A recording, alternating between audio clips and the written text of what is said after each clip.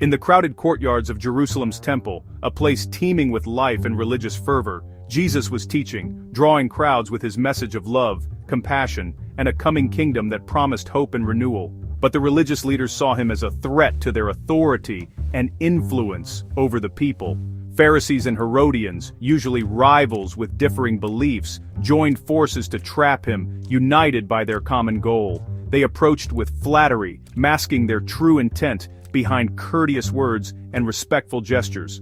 Their question, "Is it right to pay tribute to Caesar or not?" was loaded with implications. If Jesus said yes, he'd lose the people's support, seen as siding with Rome and betraying his own people. If he said no, he'd be branded a rebel, guilty of sedition against the powerful Roman Empire. The question was a perfect trap. Either answer could destroy him, putting him in an impossible situation. The leaders believed they'd finally cornered him, confident in their scheme. The crowd waited, sensing the tension and the gravity of the moment. Would Jesus betray his people or defy Rome and face severe consequences? All eyes were on him, expecting his downfall, waiting to see how he would navigate this perilous question. The stage was set for a defining moment, one that would test his wisdom and resolve. The tribute in question was the Roman invention, a symbol of subjugation and humiliation for the Jewish people. Paying it felt like betraying their faith, as the coin bore Caesar's image and blasphemous titles. For many, even carrying Roman coins was offensive, a daily reminder of Roman oppression. The question wasn't about money, it was about allegiance. God or Caesar. The leaders watched, certain Jesus couldn't escape their snare. Jesus immediately recognized the trap set before him. The Pharisees and Herodians, usually at odds, had joined forces to corner him with a question about paying tribute to the deceased Emperor Augustus, a question designed to force him into a dangerous answer, no matter what he said. "You hypocrites, why are you trying to trap me?" he challenged, his voice cutting through the tension, exposing their hidden motives for all to see. Instead of answering directly, Jesus asked for the coin used to pay the tribute, drawing everyone's attention to the object at the center of their debate. They produced a Roman coin, a small silver coin stamped with Tiberius Caesar's image with a reference to Augustus, revealing that they themselves participated in the very system they questioned. "Whose image is this, and whose inscription?" Jesus asked, holding the coin up for all to see. "Caesar's," they replied, unable to deny the obvious. The answer was clear, but Jesus was about to reveal a lesson that reached far beyond taxes or politics. Jesus declared, "Render to Caesar the things that are Caesar's, and to God the things that are God's." With these words, he offered a profound principle, one that balanced civic duty with spiritual devotion. In a single moment, he avoided their trap, neither inciting rebellion against Rome nor endorsing its rule, but instead calling his listeners to discernment and integrity.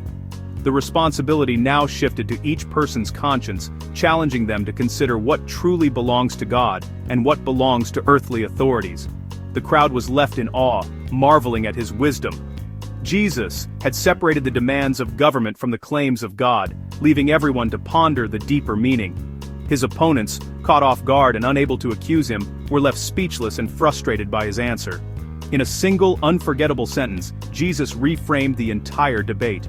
The moment became legendary, echoing through history as a turning point in the conversation about faith, authority, and conscience.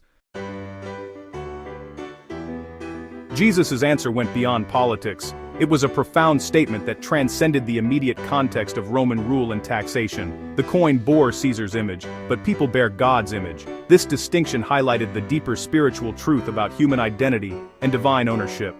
Our ultimate allegiance belongs to God, not any earthly ruler. This was a call to prioritize spiritual commitments over political ones.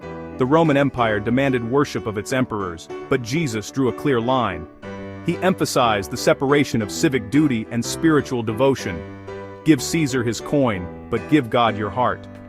This statement underscored the importance of internal faith over external obligations. Civil authority has its place, but it cannot claim our souls. Jesus taught that while we live under human governments, our spirits belong to a higher authority. For the Jews, this was a radical affirmation of faith. It was a reminder of their unique covenant with God, which transcended any earthly power. Jesus offered a timeless principle: respect the state, but reserve worship for God alone. This teaching has guided countless generations in balancing their civic and spiritual lives. He showed how to live faithfully under any regime. His message provided a framework for navigating the complexities of political and religious obligations.